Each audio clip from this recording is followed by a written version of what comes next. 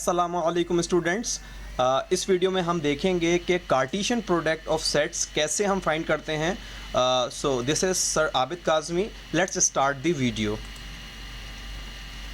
First we are considering two sets like set A equals 1, 2 and 3 और set B बराबर है 2, 4 and 6 के। ठीक है, हमने दो सेट्स लिए हैं ताकि हम उनका कार्टेशियन प्रोडक्ट फाइंड कर सकें। आप यहाँ प्रोडक्ट का साइन देख रहे हैं which is the sign of multiplication.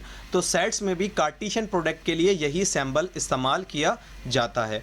तो फर्स्ट हम वही काम करेंगे कि हम वैल्यूज़ को पुट करेंगे कि हमें सेट A की वैल्यू चाहिए और सेट A बराबर है इस सेट के, तो हमने इसकी वैल्यू को पुट किया। और फिर हमें सेट B की वैल्यू चाहिए और सेट B बराबर है इस सेट के, तो हमने इसकी भी वैल्यू को पुट किया। और कार्टेशियन प्रोडक्ट का सिंबल बीच में वैसे ही लिखा है। ठीक है, सो फर्स्ट स्टेप हो गया कि हमने वैल्यूज पुट कर ली।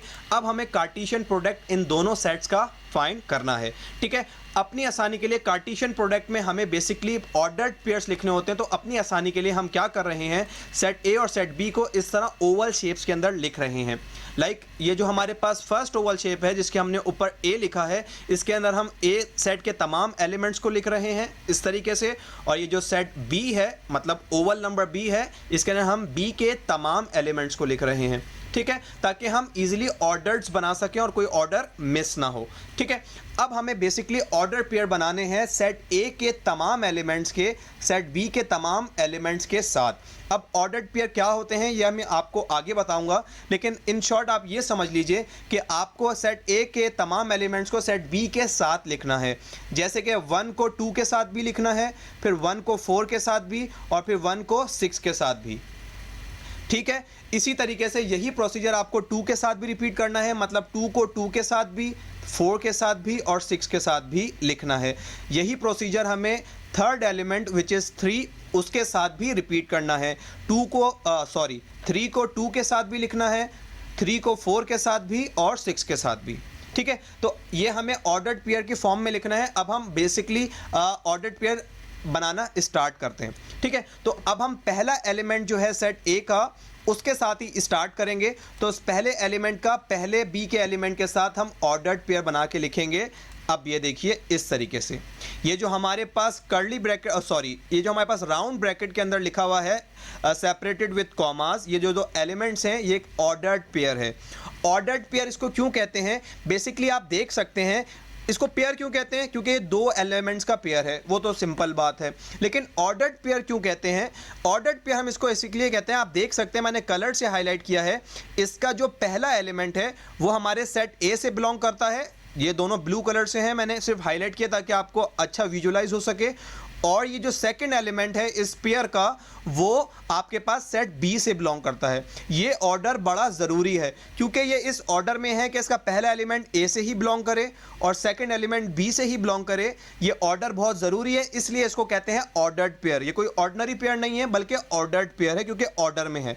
ठीक है, तो यही ऑर्डर हमें मेंटेन करना है कि पहला एलिमेंट हमेशा सेट A से हो और सेकंड एलिमेंट हमेशा सेट B से हो, और हमें तमाम एलिमेंट्स के ऑर्डर्ड पेयर्स बनाने हैं। ठीक है, तो अब हमने पहला तो बना लिया, अब हम चलते हैं अपने सेकंड ऑर्डर्ड पेयर की तरफ। मतलब फर्स्ट एलिमेंट का हम अब सेकंड एलिमेंट ऑफ B के साथ ऑर्डर पेयर बनाएंगे, मतलब 1 का 4 के साथ। ये देखिए हमने 1 का 2 के साथ बनाया, फिर 1 का 4 के साथ बनाया। अब हम 1 का किसके साथ बनाएंगे, अब हम 1 का 6 के साथ ऑर्डर पेयर बनाएंगे।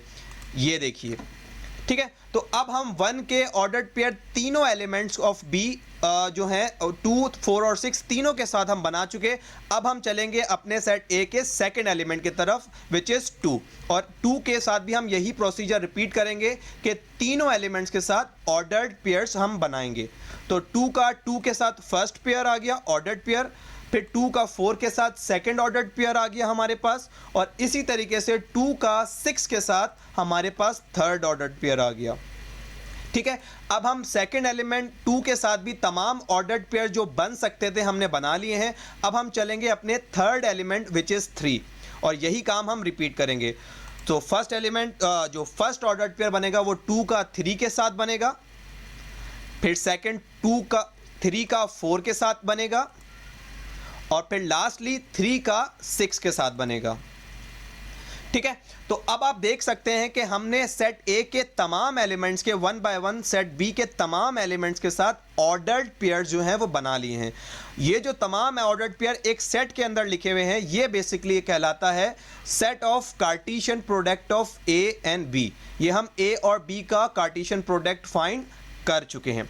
ठीक है, आपने देखा होगा, मैं बता चुका कि ऑर्डर्ड बहुत ज़रूरी है, तो उसका ख्याल रखिएगा कि आप हमेशा पहले जो सेट लिखा हुआ है उसके एलिमेंट्स ऑर्डर में पहले होने चाहिए और फिर सेकंड जो एलिमेंट हो वो सेकंड सेट में से होना चाहिए। ये ऑर्डर्ड बहुत ज़रूरी है।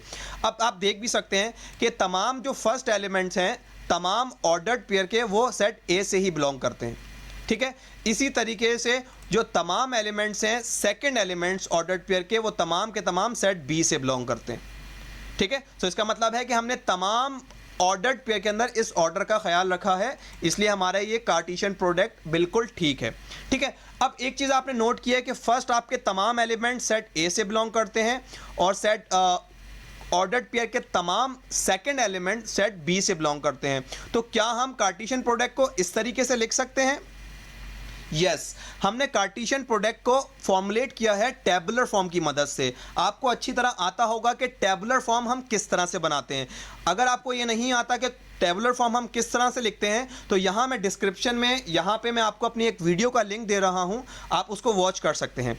ठीक है, चलें, ये हमने सेट बिल्डर फॉर्म में Cartesian product of A and B को फॉर्मुलेट किया है। ये क्या कह रहा है? Basically Cartesian product of A and B बराबर होता है किसके? इस ऑर्डर्ड पेयर के जिसमें ए और बी हों। ठीक है, अब ए और बी क्या है? ए तमाम वो एलिमेंट जो सेट ए से बिलोंग करते हैं और बी क्या है? तमाम वो एलिमेंट जो सेट बी से बिलोंग करते हैं। तो इसी तरह से हमने इंफॉर्मेशन देके इस ऑर्डर्ड पेयर को कह दिया कि ये ऑर्डर्ड पेयर जो है कार्टेशियन प्रोडक्ट है ए और बी का। तो अब हम इस तरीके से सेट बिल्डर फॉर्म में भी इसको लिख सकते हैं।